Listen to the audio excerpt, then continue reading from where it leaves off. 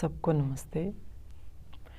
अज्ञानी व्यक्ति किस प्रकार से संशय में रहता है कि उसको ये समझ ही नहीं आती कि क्या सही है क्या गलत है, ना वो किसी की सुनता है। जैसे एक व्यक्ति दो नावों में सवार होकर के चलता है और बीच मझधार में जाकर के डूब जाता है, ठीक ऐसी स्थिति ही उस संशय वाले व्यक्ति की होती है, जो शंकालु होता है, हर बात पर शंका करता है। तो कहा ऐसा व्यक्ति कभी सुखी नहीं रह सकता। तो सुखी कौन हो सकता है? कौन व्यक्ति अपने जीवन को सुखपूर्वक जी सकता है? उसी प्रसंग में एक श्लोक आता है, योग संन्यस्त कर्माणम ज्ञानश्चिन संशयम आत्मंतम न कर्माणि निबंधनन्ति धनंजय।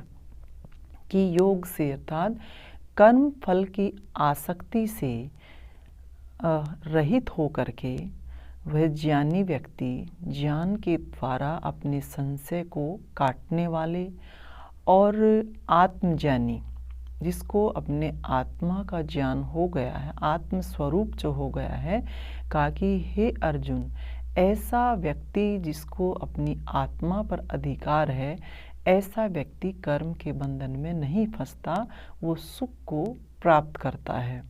और आगे क्या बताया, तस्मात् ज्ञानम संभूतम हरितस्थम ज्ञान सिनात्मनः चित्तवैनम संशय योगम आतिष्ठोतिष्ठ भारत। कि हे भारत, इस क्या कहा, इसलिए तू जो है अज्ञान से उत्पन्न होने वाले हृदय में, जो अज्ञान से उत्पन्न होने वाला क्या है, हृदय में जो संशय पैदा हो गया है, उसको तू ज्ञान की तलवार से काट डाल और अपने उस योग मार्ग की ओर कदम बढ़ा, यानी उस कर्म योग की ओर आगे बढ़। क्योंकि जब कर्म योग की ओर आगे बढ़ेंगे तभी तो हम मुक्ति की अवस्था को प्राप्त कर सकते हैं। तो किससे, उस जो अज्ञान के कारण जो हृदय में जो संशय ने घर कर लिया है, उसको केवल और केवल ज्ञान की तलवार से ही काटा जा सकता है। तो ज्ञान की तलवार से काट कर के उस अज्ञान को, जो कहा कि ऐसे जब स्थिति हो जाती है तो फिर अपने उससे कर्म योग के लिए तू जुट जा।